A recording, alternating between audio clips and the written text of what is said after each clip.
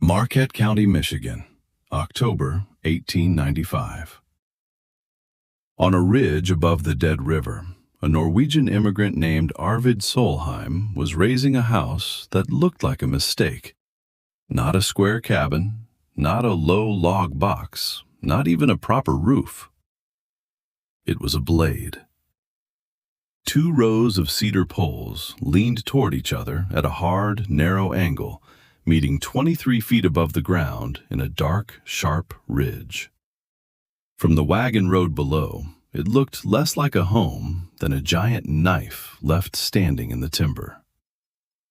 Arvid's 16-year-old son, Leif, strained against a rope as the next pole rose into the gray afternoon. His boots slid in the mud. His hands were raw. His father only lifted one palm and said quietly, "Let it lean. The lean is the strength." Down near the road, 3 men stopped their team. One of them was Caleb Rourke, the county road boss, a man who had judged timber longer than most men had owned an axe. He watched the strange frame for half a minute, then laughed through his nose. "What kind of barn is that supposed to be?" The man beside him said, "Looks like a church steeple fell on its side." Rourke spat into the leaves. "No, it's worse than that. He's building a roof all the way to the ground." The men laughed, but Rourke did not. He was already doing the arithmetic in his head. Wind off Lake Superior, wet November snow, ice crust, 30 pounds to the square foot if the thaw came wrong. Green men loved height because height looked brave. Old woodsmen hated height because height caught weather. "That thing will split open by Christmas," he said, "and when it does, it'll come down on his family while they're sleeping." Above them, Arvid and Leif pulled the cedar into place. The pole settled into its notch with a dull wooden knock. Arvid looked down the line of leaning ribs, measuring each angle by eye. He had heard the laughter. He had heard the warning. He had heard the word fool in 3 different accents since sunrise. But he had also heard something the other men had not. In the high country of Telemark, where snow came heavy and wind searched every seam, old builders did not ask a house to fight winter like a wall. They taught it to move the winter away. And what the men on that Michigan road mistook for weakness was the one shape Arvid trusted more than any square cabin in the county. Because the winter would not be convinced by talk. It would only answer to geometry. That answer came 7 weeks later, when the storm arrived off the lake and proved in one night that the strangest house on the ridge was the only one that understood what winter wanted. Arvid Solheim had not come to Michigan as a farmer. The land agent had written of soil, wheat, potatoes, a new life under American timber. But Arvid had never been a man of fields. In Norway, he had grown up where farms clung to slopes and men built with the same respect they gave to the sea. His father had been a boat carpenter. His uncle built mountain huts for shepherds. Arvid had learned early that water and snow were never truly still. Even when they looked still, they were waiting for a path. Give them the wrong path, and they entered your walls. Give them the right one, and they left you alone. That was knowledge carried in hands, not books. He knew how spruce root twisted when it dried. He knew which dead cedar would still hold a spike. He knew why a steep roof could be safer than a thick one. He knew why a loft could be warmer than a room built around a stove. None of that helped him during his first Michigan winter. Because when Arvid bought his claim, it came with a cabin already on it.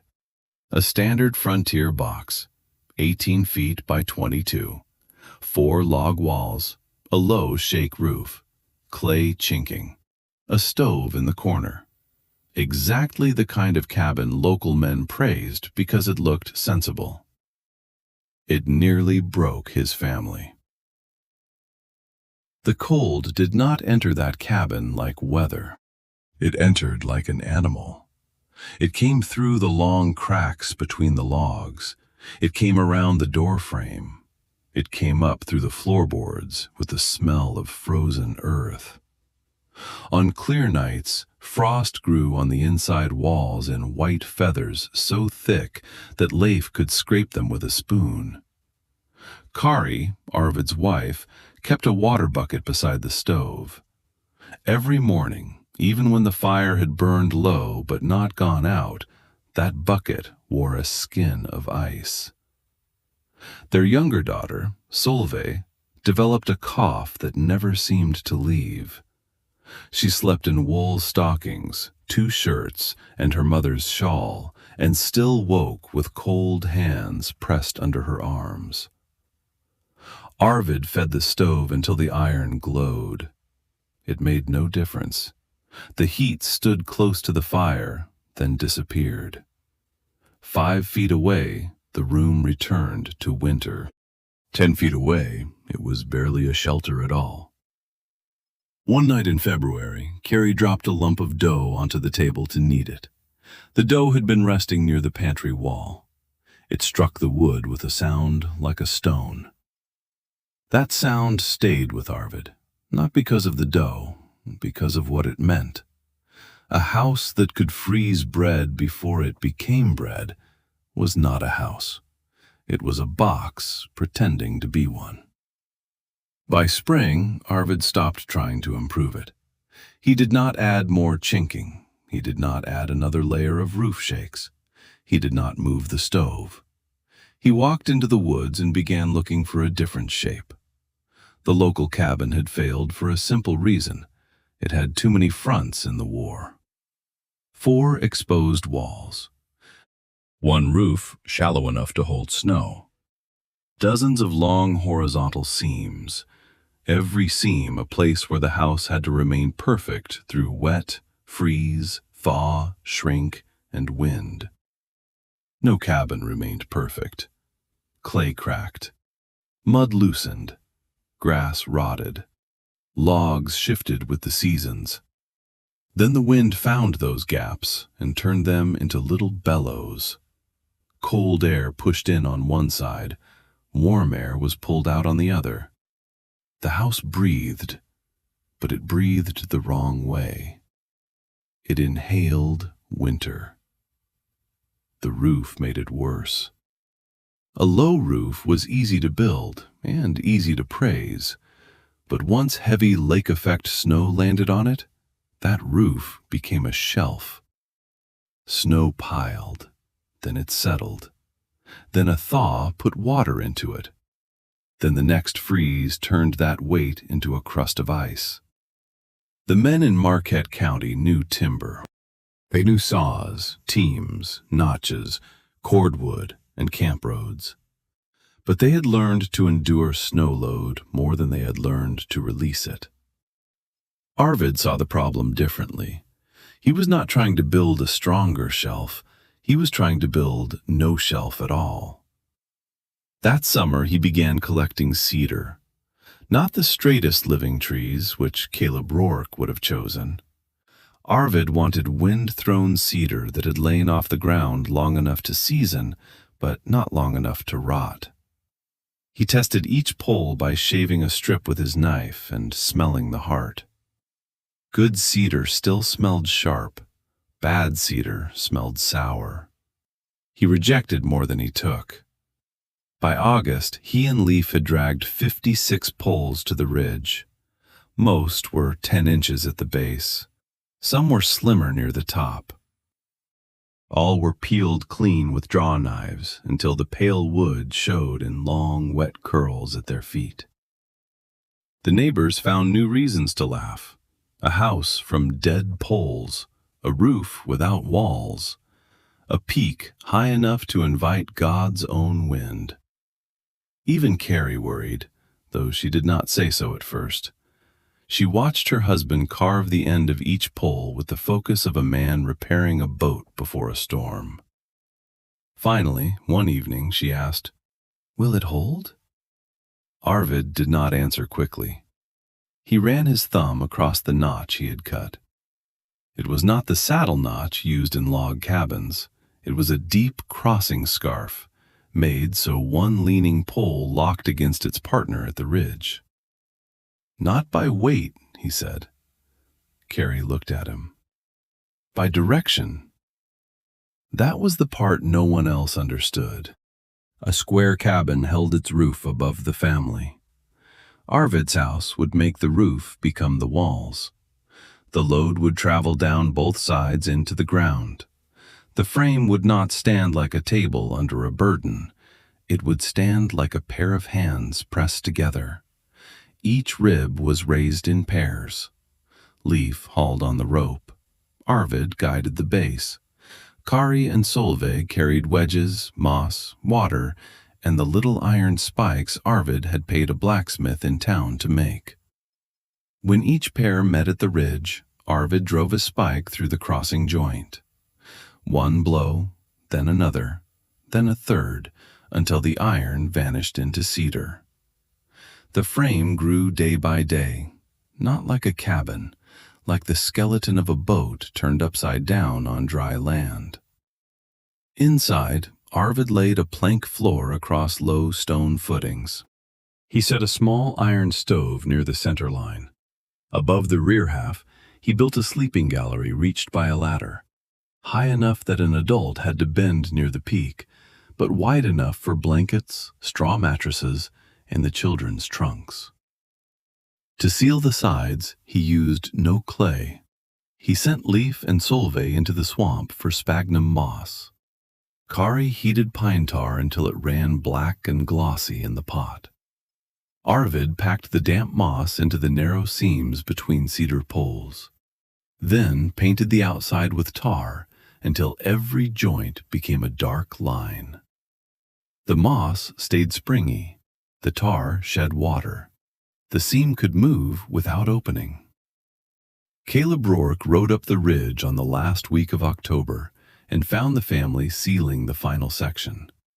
He stepped down from his horse and stood with both hands on his belt. "Solheim," he called, "you're making a chimney big enough to live in." Arvid came down the ladder. Rourke pointed at the ridge. "You get a wet snow on that pitch, it'll load one side first. Then your whole fancy frame will twist. A square cabin spreads weight. Yours invites it." Arvid looked at the high, dark slope, then at the road boss. "The snow will not stay long enough to become weight." Rourke frowned. "Snow stays where it lands." "No," Arvid said. "It stays where the roof lets it." That was all he offered. To Rourke, it sounded like stubbornness. To Arvid, it was the oldest rule in the house. When the Solheims moved in, the interior still smelled of tar, cedar, iron, and fresh-cut plank. It was not comfortable in the way a finished parlor was comfortable. There were no proper rooms. The walls leaned over every task. The ladder to the loft was too steep for a guest. A tall man had to learn where to walk. But the first cold night revealed something the old box cabin never had. The heat moved with purpose. The stove warmed the center. The warm air rose. But instead of striking a flat ceiling and spreading uselessly overhead, it traveled up the sloped sides, gathering toward the ridge, pouring past the sleeping gallery like an invisible stream. Leif noticed it first. He climbed the ladder carrying an armload of blankets, then stopped halfway up. "It's warmer up here." Carrie followed and stood beside him. The difference was not slight. Down near the floor, the air was cool enough to remind you it was November. Up in the gallery, it was soft, almost gentle. The heat Arvid had watched vanish in the old cabin was now being collected exactly where the family slept. That night, for the first time in a Michigan winter, Solveig kicked off one blanket in her sleep. Carrie woke before dawn and stared at her daughter's bare hand resting outside the quilt. Not blue, not clenched, just warm. She lay there for a long time, listening to the wind comb the cedar slopes and fail to get in. The storm that tested the house began on December 12th. It started as rain. That was the worst possible kind of mercy. For almost 2 days, warm air moved inland from Lake Superior and turned the snow on the ground to gray slush. Rain tapped on roofs. It soaked shake shingles. It ran down cabin walls and found every tired line of chinking. It filled the woods with the smell of thawed bark and wet ash. Then, after sunset on the second day, the wind changed. By midnight, the rain became sleet. By 2 in the morning, the sleet became snow. By dawn, the temperature had fallen more than 40 degrees. Everything the rain had touched began to freeze. Tree limbs bent under glass. Wagon ruts hardened like iron. Cabin doors stuck in their frames. Men woke to find their axe handles sealed to the chopping blocks where they had left them. Then the lake sent the snow, not dry powder, heavy snow, wet underneath, wind packed above. The kind that landed with a hush and stayed with a threat. On low roofs, it gathered fast. At the Rourke Road Camp, 2 bunkhouses sat in a clearing below the ridge. They had been built stout, with hewn rafters and shake roofs only a little steeper than a man's shoulder. At first, the men joked about the storm. By afternoon, they were outside with poles, trying to push snow from the roofs before the rafters bent too far. Inside the settlers' cabins, the thaw had already done its damage. The rain-soaked chinking froze and broke away in chunks. Doors leaked white breath. Ceilings dripped, then froze again. Stoves roared. Wood piles shrank. Still, the rooms stayed cruel. In the old stone place near the lower road, a lamp flame leaned sideways in a draft, even though every window had been stuffed with rags. A kettle left 3 feet from the wall developed a ring of ice. The baby's cradle had to be dragged so close to the stove that the bedding smelled of smoke. People did not speak of comfort. They spoke of lasting until morning. On the ridge, the Solheim knife house behaved like another species of shelter. The rain slid down the cedar in tarred seams before it could soak deeply into the structure. The cedar poles, already seasoned, did not drink water like green logs. When the freeze came, ice formed in strips, then loosened under its own weight. From inside, the family heard it all night, a dull slide, a pause, then a heavy rush as sheets of wet snow and ice broke loose and fell to the ground on both sides of the house. Each fall made Solveig sit up in bed. Arvid would only say, "That is the roof cleaning itself." By morning, the base of the house was banked with fallen slabs of snow. The slopes above were nearly bare, not dry, not warm, but free. The house had refused to carry the storm. Inside, Carrie set a pan of rye dough near the ladder, halfway between the stove and the gallery. In the old cabin, that dough would have gone cold at the edges. Here, under the rising stream of warm air, it lifted under the cloth, slowly, quietly, like something alive. Leaf stood near the wall with his palm against a tarred moss seam. "No draft," he said, almost accusingly, as if the house had performed a trick. Arvid smiled without looking up from the stove. "No crack," The darkest hour of the storm came the next evening. Caleb Rourke had sent 2 men to check the lower bunkhouse after the roof line began to sag. One returned before dark, stumbling through wind with his scarf frozen hard along one side of his face. "The cookhouse roof is down," he said. Rourke grabbed his coat. "Anyone under it?" "No, they got out. But the stovepipe went with it, and the south wall kicked." Rourke swore and went out into the storm. The cookhouse had not exploded. It had simply surrendered. The snow load had grown too heavy, and once one rafter cracked, the weight shifted to the next, then the next. By the time Rourke reached it, the roof sat in the room like a broken back. Snow covered the benches. A pot of beans had frozen where it spilled across the floor. The men stood around in silence. All of them knew what it meant. If the storm held another night, every low roof in the camp would need clearing by hand, in the dark, under falling branches. Rourke took a lantern and climbed the ridge himself, not because he expected the Norwegian's house to be standing, because if it had failed, he wanted to know before the family froze. The climb was miserable. Snow drove sideways, ice cracked from branches and shattered around him. Twice he slipped to one knee. By the time he reached the last rise, his breath burned in his chest. Then the lantern light found the knife house. It was standing clean. The ground on both sides was piled with the storm it had rejected, but the long cedar slopes were dark against the white ridge, stripped almost bare by the angle.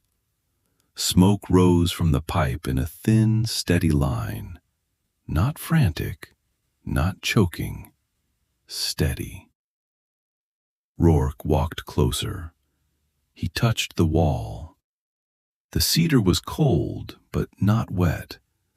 The tarred moss seam gave slightly under his glove and held tight. No ice bulged from the joint. No wind whistled through it. At the base, he could see where slabs of snow had slid off and broken apart like dropped plates. For the first time all winter, Caleb Rourke did not trust his own certainty. He had spent 30 years judging whether a structure could hold.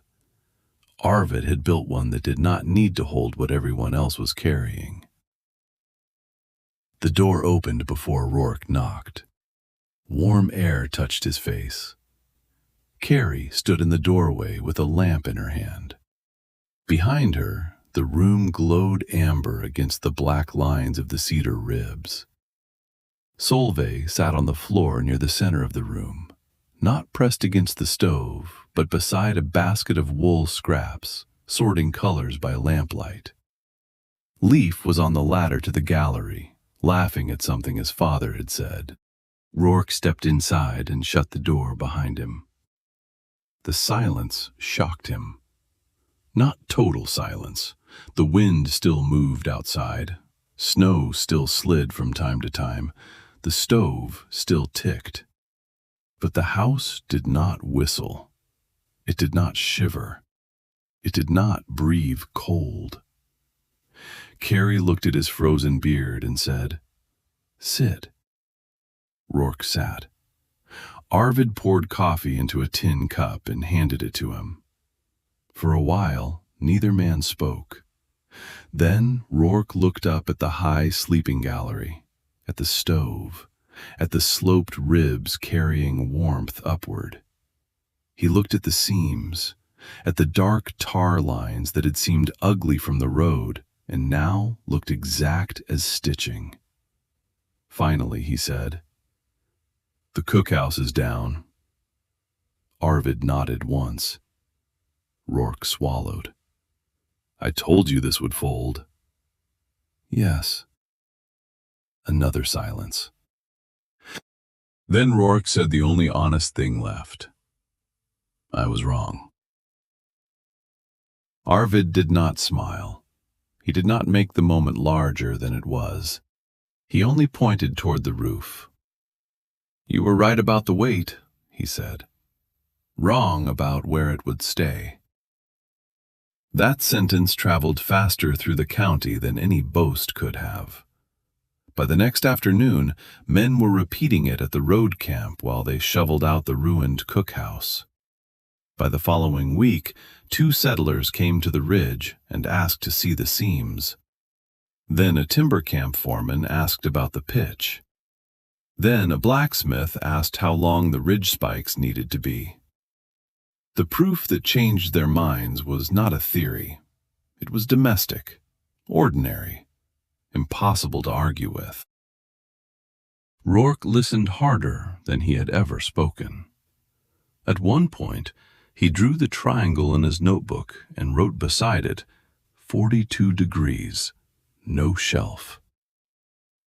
Later that spring, when the road camp rebuilt, Rourke did not copy the Solheim house exactly. He was too practical for worship. A camp bunkhouse needed more floor space. It needed a larger stove and room for wet coats. But he raised the roof steeply. He narrowed the span. He sealed the seams with moss and tar instead of brittle clay. And over the sleeping bunks, he built a loft shelf to catch heat that had always been wasted. The men noticed the difference before they admitted it. The new bunkhouse used less wood. Its roof needed clearing half as often. Boots dried overnight. No one woke with frost in his mustache, unless he slept too close to the door. By autumn, 2 more steep-sided shelters appeared along the haul road. Then a trapper built a small one near a creek. Then a farmer used the same pitch on a smokehouse after losing meat to freeze-thaw rot the previous year. The idea did not spread because it was fashionable. It spread because it worked. And because every man who had laughed at the knife house had seen the low cookhouse collapse under the same storm the knife house shed in pieces. Years later, people would use different language for what Arvid had done. They would call the warm air movement the stack effect.